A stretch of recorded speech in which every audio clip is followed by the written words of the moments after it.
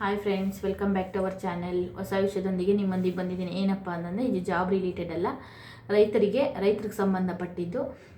ಏನಪ್ಪ ಅದು ಅಂತೇಳ್ಬಿಟ್ಟು ತಿಳ್ಕೊಂಬರೋಣ ಬನ್ನಿ. ಉಚಿತ ಬೋರ್ವೆಲ್ ಕೊರೆಯಲ್ಲಿ ಬಂದ್ಬಿಟ್ಟು ಅರ್ಜಿ ಆಹ್ವಾನ ಮಾಡಲಾಗಿದೆ. ಎಲ್ಲಪ್ಪ ಅಂತೆಲ್ಲ ಎಲ್ಲಿ ಅಪ್ಲಿಕೇಶನ್ ಹಾಕಬೇಕು, ಏಜ್ ಲಿಮಿಟ್ ಇರಬೇಕು, ಮತ್ತು ಎಷ್ಟು ಎಕರೆ ಜಮೀನು ಇರಬೇಕು, ಮತ್ತು ಬ್ಯಾಂಕಲ್ಲಿ ಲೋನ್ ಕೊಡಬೇಕಂದ್ರೆ ಸಬ್ಸಿಡಿ ಎಷ್ಟು ಏನು ಎತ್ತ ಅಂತ ತಿಳ್ಕೊಂಬರೋಣ ಬನ್ನಿ.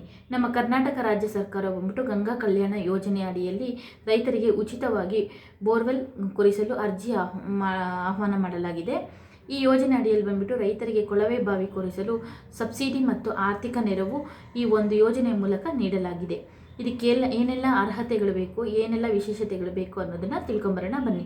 ಗಂಗಾ ಕಲ್ಯಾಣ ಯೋಜನೆ ಅಡಿಯಲ್ಲಿ ಬಂದ್ಬಿಟ್ಟು ಅರ್ಜಿ ಸಲ್ಲಿಸಿದಂತಹ ರೈತರು ಬಂದ್ಬಿಟ್ಟು 1.5 ಲಕ್ಷದಿಂದ 6 ಲಕ್ಷದವರೆಗೆ ಸಬ್ಸಿಡಿ ಸಿಗುತ್ತಂತೆ. ಈ ಯೋಜನೆ ಅಡಿಯಲ್ಲಿ ಬಂದ್ಬಿಟ್ಟು ಅರ್ಜಿ ಸಲ್ಲಿಸಿದ ರೈತರು ಉಚಿತ ಕೊಳವೆ ಬಾವಿ ಕೊರೆಯಲು ಸಹಾಯ ಹಾಗೂ ಉಚಿತ ಪಂಪ್ ಸೆಟ್ಟು ಹಾಗೂ ಉಚಿತ ವಿದ್ಯುತ್ ಸೌಲಭ್ಯವನ್ನು ಕಲ್ಪಿಸಿ ಕೊಡಲಾಗುತ್ತದಂತೆ. ಮತ್ತು ಗರಿಷ್ಠ 2 ಹೆಕ್ಟೇರ್ವರೆಗೆ 90% ಬೋರ್ವೆಲ್ ಕೊರೆಸಲು ಸಹಾಯಧನವನ್ನು ಕೊಡ್ತಾರೆ.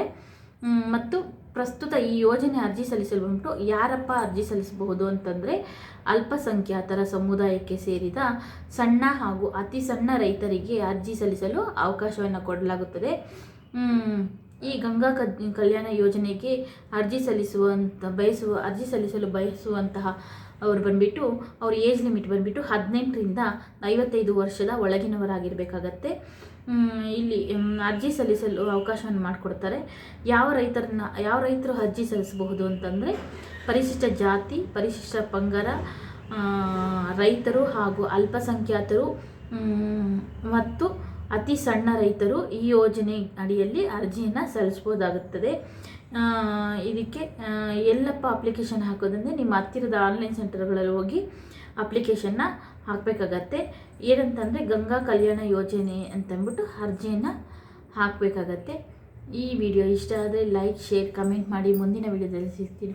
ಟೇಕ್ ಕೇರ್, ಬಾಯ್ ಬಾಯ್.